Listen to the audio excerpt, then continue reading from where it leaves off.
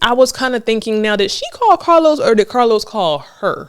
So sit back and relax. That's scary. Melanie P. Talk to him. Scary with Melanie P. That's scary with Melanie P. Come on. Here we go.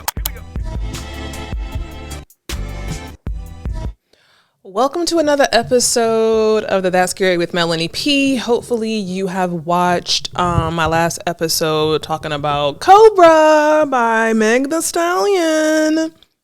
Was I a fan? Was I not? You'll never know unless you watch the video. In that last video that I recorded, there was a spider, so hopefully it will not show its ugly head while I am doing this video. But this video I was not going to do, but I had to do because I had an opinion, and that's what I do. So I was on YouTube and I was watching Carlos King do an interview with Erica Mena. Now, he got me really good because I did not know this was a part one and a part two. If I had known that, I would have just watched part two, not part one, because I didn't really want to know about her background. And honestly, I don't even want to like do a video about her because I don't even want to give her any more shine or any more, platforms, whatever, but it is what it is. So I was kind of confused at Carlos King's choice for his next guest. I feel like he has continuously interviewed like people who we want to see, who we want to know about. I feel like he asked the really, really good questions. He's really good at asking the questions that we, the viewers, would ask. And so he's interviewed Nene Leakes, he's interviewed Kenya, he's interviewed Jocelyn Hernandez. That was a really, really, really good one that I thoroughly enjoyed. Like people who we want to kind of see, people who've kind of earned their stripes. But I just didn't get him interviewing Erica Mena. I get that she had a scandal. I get that she's had, issues or whatever, but girl, like, we don't want to see her. Like, you called a black woman a monkey. It's not your first offense. It's not your second, third offense of calling a black person a monkey. So I don't know why we need to interview you. Like, you're a non-black woman calling black women monkeys on several occasions. Why are we interviewing you? So Carlos, that kind of threw me off. I thought out of all the people that, you could have interviewed, not certain as to why you chose Erica Mena. Maybe you're running out of people. I don't know. But anyway, I did watch it because I didn't know there was a part one and a part two. I freaking watched the whole part one waiting for her to get to her apology to Spice. And at the end, he's like, it's a part two. So I'm like, damn, wasted all my time. And that part one was like an hour and 30 minutes. And I'm like, what in the world? So because I'm team black woman, I did fast forward over and over throughout the whole interview, because honestly, I would have never really watched the interview. But I just wanted to hear, I saw some clips on social media and I really wanted to hear some of it. So the interview starts off with like her talking and him wanting to understand her background. Now, at first I was like, we don't care about her background. Like, who is she? Is not like a celebrity. You know what I'm saying? She's somebody who got canceled off of Love and Hip Hop for calling somebody a monkey. You know what I'm saying? Like, we don't care about her background. But I will be honest and truthful and say that her background was very interesting in the sense of, okay, I get why you're so angry. And I get your thirst for being successful and being in the limelight. So just a little bit of background. One thing that she said, and I don't know if this was like a preview or whatever, but the very first thing I wrote down is that her contract was about to be up with Love and Hip Hop anyway. So I feel like, I think I said on my other video about the monkey situation is that, I don't feel like Mona Scott and her team fired Erica Mena because they're just so like they just want justice for black women. I don't think it's that. Like, I truly don't think that Mona Scott, obviously she wouldn't even have a show like this if she actually cared about how black people are portrayed and stuff like that. But anyway, I don't think that she fired Erica Mena because she's so pro-black. I think she just fired Erica Mena because it's the backlash one, and now, as Erica said her contract was about to be up. So Erica grew up in foster care and she was born in jail. So she had a very, very rough upbringing. And I have notes, but I don't even know if I'm going to get into my notes because I don't even know if it's worth the squeeze. Because again, not somebody that I would really want to know about and care to know about. But she grew up in foster care. Her mom was in jail. Now she talked about how Carlos asked her, you know, why, what's the story in your mama, whatever like that. And she was like, well, her mom went to jail because she wanted this crib for her so bad that she went and stole it. So that sounds really, really weird, to be honest with you. And it sounds sad. You want a crib so bad that you're willing to risk reverse. You want a crib so bad for your kid because you love your kid so much that you're going to go out and steal it, knowing that you might go to jail for and not even be with your kid just to get them a crib. I would really think that your child would prefer you over the crib if they had to choose. You know what I'm saying? So that was kind of weird. You know, Erica Mena is a Tubi actress, and, you know, she was giving actress. Like, she was kind of giving actress in this interview. I feel like the cries, the tears, I'm sure they were genuine and they came from a good place, but I really do feel like she was giving actress, you know? Didn't want to hear about the background, but it is what it is. Now, I feel like in everybody's story, she was molested, you know? So she was molested in foster care, and I think that's where her anger issues kind of began. So if you are a fan of Love and Hip Hop, if you watch Love and Hip Hop, obviously you know that she's very, very angry. She can get very, very like ratchet, like you know, really like angry. She has anger issues. You can just tell from watching the different seasons of her being on there. She said that's where her anger issues began because, you know, her mom was in and out of jail. Her sisters were raising them. Then they got taken out of the home and she got taken in foster care. So long story about that. Her story growing up was very, very sad. And I'll leave it there. It started out sad, but then her mom ends up coming out of jail, meeting somebody, and then she had a really great, great, great life. So, you know, it started out really bad, but she even admits herself that, you know, she went from like horrible, horrible life to, you know, fairy tale life. So I think that's really great. It did speak to the fact that, you know, you were not raised for the first, 6 years with your mom and dad, but you also had a son and you were not raising him as well. So it's kind of eerie. Like, okay, that's a parallel. Like your mama didn't raise you for the first 6 years. You saw what that did to you. And now here you are not raising your son basically for all of his life. So she I fast forwarded. She was talking about how she blew up, I guess, or whatever. Now, I don't know if I fast forwarded through this, but I'm always interested to understand. I think I've read it before, seen it before, her transition from working in the Kardashians' shop back, like way, way, way back in the beginning when Keeping Up with the Kardashians first came out. I remember seeing Erica Mena working in the Kardashians like show, like working in their shop, their little boutique they had in LA, which I thought was interesting. Now, she could have talked about that, or I could have just fast forwarded because I didn't care. She talked about how when she first got on Love and Hip Hop, how, you know, she had her son. She didn't want to be flying him all over. She didn't even live in New York when she first started Love and Hip Hop, but she, you know, on the show she did. So she would have to be in New York Monday through Friday to film Love and Hip Hop. And then she was like, every Friday she would take a red eye to see her son Saturday and Sunday, and then come back to New York on Monday. Now listen, I can't get this out because to me this is giving a lie. Like, I just truly do not think young Erica Mena was first time on this reality TV show, getting all this limelight, and you are such a dedicated mother that you're flying back every Friday on a red eye to go see your son for 48 hours and then flying back to go live this other life. I don't know. What do I know? But it's my opinion. In my opinion, I felt like she probably left that son with the mom and the sister who she said basically watched him.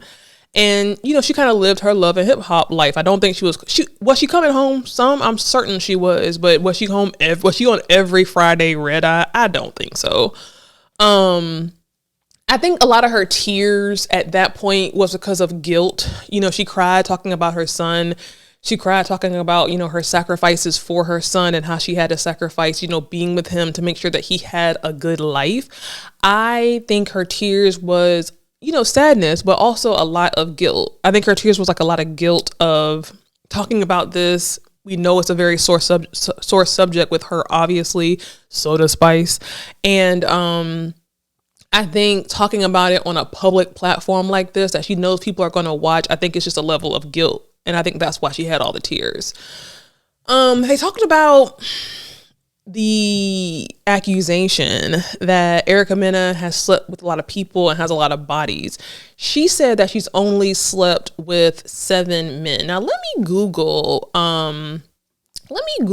how old is Erica Mena? Because I want to see something. Now, Erica Mena is about to be, she's 35. She'll be 40 in 5 years. She's coming up as 35. 7 bodies. Do I believe that? I probably don't. I think that that's a rehearsed answer that she has ready. She like counted I think it was like her son's father, DJ Envy, Safari, and then some other unknown people. But she said she only has 7 bodies. I feel like that's probably not true, but I don't want to shame nobody. If she has 7 bodies, she has 7 bodies. Now, I totally forgot that she was in a scandal with DJ Envy.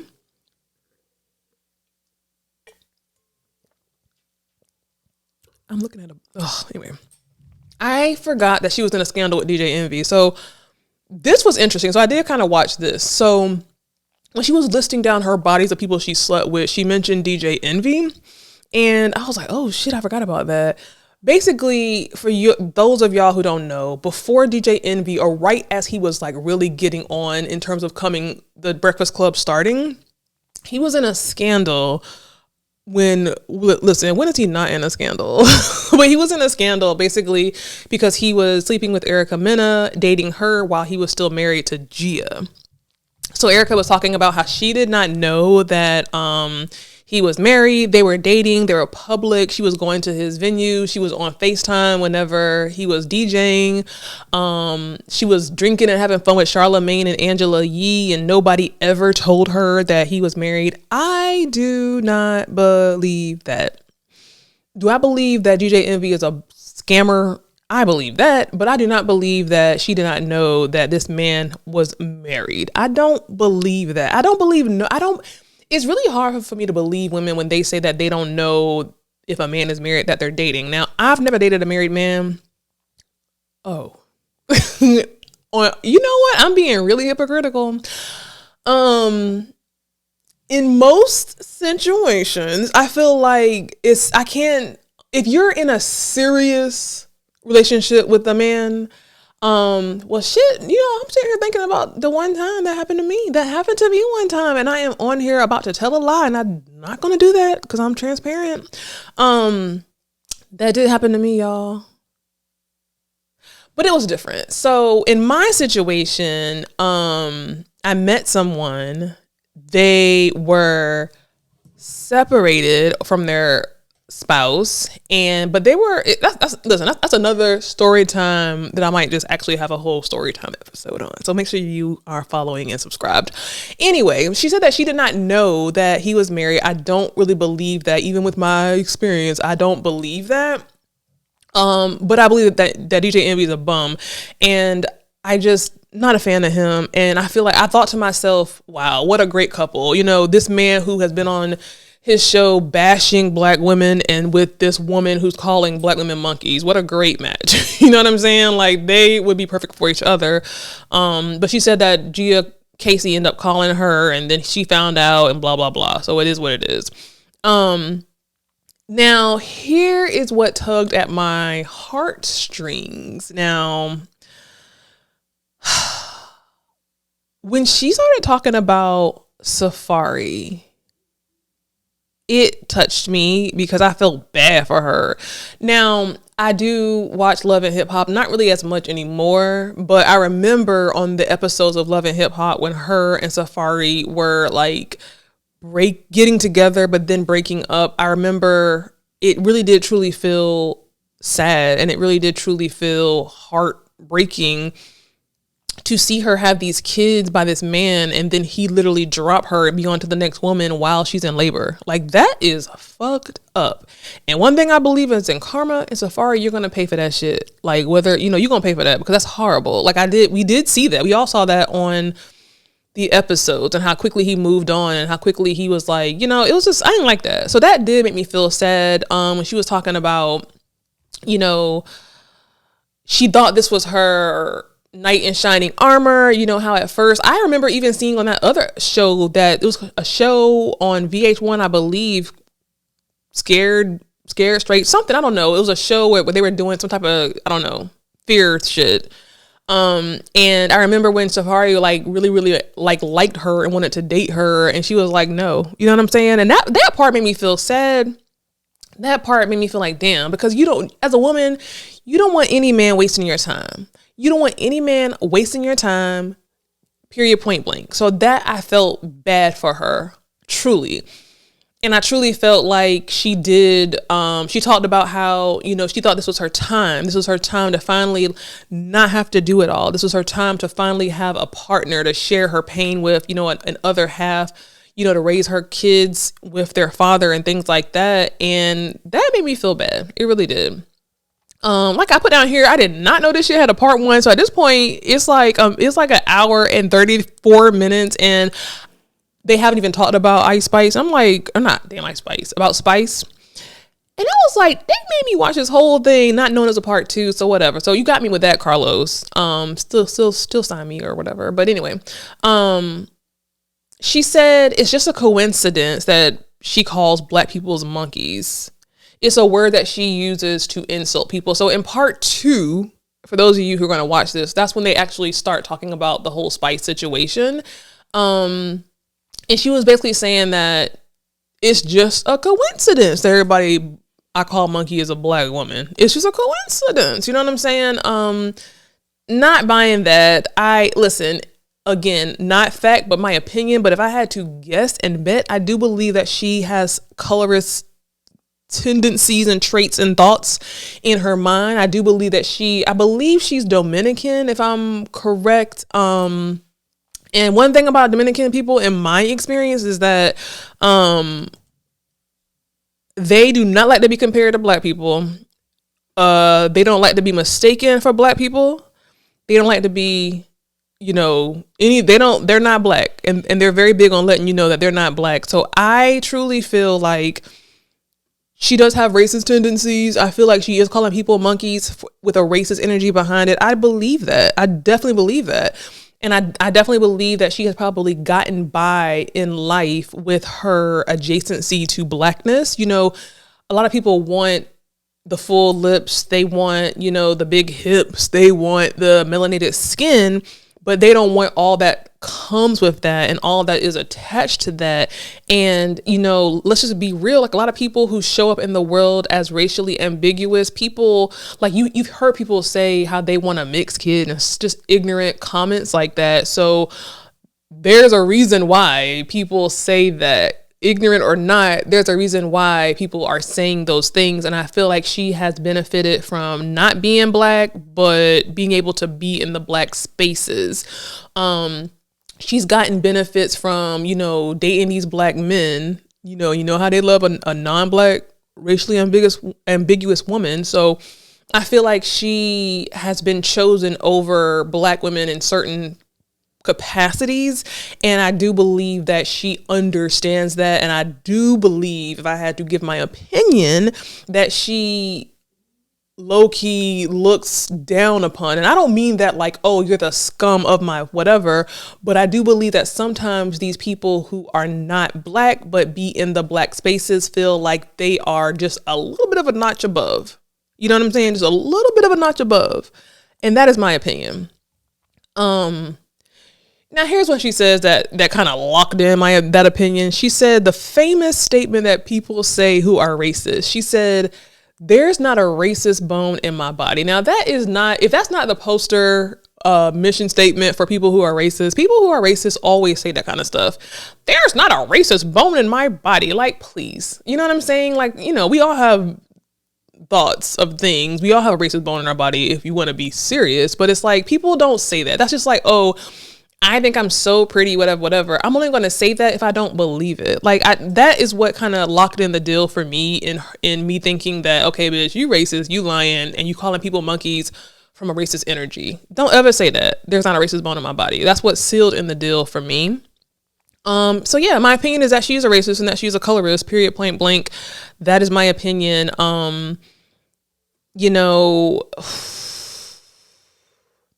she kind of gave an energy of when it came to Ice Spice of stay in character, stay in character, stay in victim character, stay in victim character, stay in apologetic character, stay in apologetic character. But her authentic self would push through. She literally said in the interview, yes, I did it, whatever. You know what I'm saying? Like, yes, she did it, whatever, but this, that, the third. Like, you can't apologize and then say, yeah, I did it, whatever. Like, either you apologize and you're apologetic for it, whether or not the person receives it or not, or you don't. You know what I'm saying? So it's like her apology wasn't given authenticity. It was given stay in victim, stay in this character, stay in this character. She did say, and again, this is smart. Will she do it? We'll see. But she said that, she doesn't want to be one of those people that apologizes and then doesn't do anything. She wants to do the work to prove to people that she's very apologetic. Now, a lot of her interview and her apology in the interview wasn't giving that. But again, stay in character. I want to be different. I want to apologize and then I want to do the work. This happened a while ago. I don't know of any work that she's done. So if you really want to do the work, do the work. You know what I'm saying? So do I think she's going to do the work? No. Will she write a check to the NAACP? Possibly. I don't know. But I think she just said that. So, whatever. She said that calling somebody monkey is a common word. It's a common insult. Like, I don't ever call nobody monkey. Like, even when I get angry, like, I've been angry at people who I could have called a monkey, and that's just nothing I would ever say. So her trying to say that this is like a very common insult word, I don't think it is. I think it's a very specific word. Calling somebody a monkey is not like a person's number one go-to. Idiot, dummy, fool, stupid, horrible things I could say. Those are the norm. Those are the common words that people say. But calling somebody a specific monkey, to me, is not a common thing. And again, that is what made me feel like, okay, girl, you ain't learned nothing from this. You are the victim in this. It's not a common word. They asked her, or Carlos asked her, what did she have next? And she gonna say, next, she wanted to have a private life. And so he was like, so no more reality TV? And she was like, oh no, I always do reality TV. It's my job to tell a story. So it doesn't go together. You know what I'm saying? Like, either you want a private life or you want to be in reality TV. Reality TV is the most non-private life a person could ever have. So that doesn't even go together. I think that based on her answer to Carlos's question as to what's next, I think based on her answer, she has nothing next. I think she got a lot of cancellations, things. I think she was saying, I think I fast forwarded through this part, she was working on some type of movie with these people and they had to cancel it because of her. So I feel like honestly, at the end of this, I was kind of thinking, now, did she call Carlos or did Carlos call her? I feel like Carlos would have said it though if she reached out to him. So I don't know, but that's what it was giving at the end. It was like, damn, did she reach out to Carlos, because she knew that would be like a big platform for her to apologize and show her tears. Who knows, but Carlos still chose to do it. She has nothing next. And I don't wish that on nobody with kids and, a family to feed and stuff like that. But at the end of the day, we need to start making examples of people who are being, outwardly racist and making racist terms. You know what I'm saying? So it is what it is. Like, Carlos, you got me with that. A 1-2. I did not know it was a part 1 and a part 2, but did that interview change my opinions on Erica Mena? No, it did not. Like, it didn't change my opinions on her. And I feel like what I have read in some of the comments is that people feel the same. Like, that interview, if the purpose of your interview with Carlos was to have people paint a different picture of you or a new picture of you, it didn't work. It did not work. It It didn't work. If you want to do the work, do the work. How that looks, I'm not sure, but connect yourself with the right people to start doing the work. The interview wasn't one of my favorites of Carlos's. I hope he chooses somebody better next time, because we don't care about Erica Mena. Like, we don't care. So it is what it is. You know, Erica Mena, in my opinion, has not changed. I'm sending you back to the cancellation club, and it is what it is. I hope that you enjoyed this. Listen, I love you, Carlos, if you're watching, and I know you are. I got it all here for you, baby. I'm going to see you guys on the next episode of the That's Scary with Melanie P podcast. Make sure you're tuning in and you're subscribed. I'm going to see you next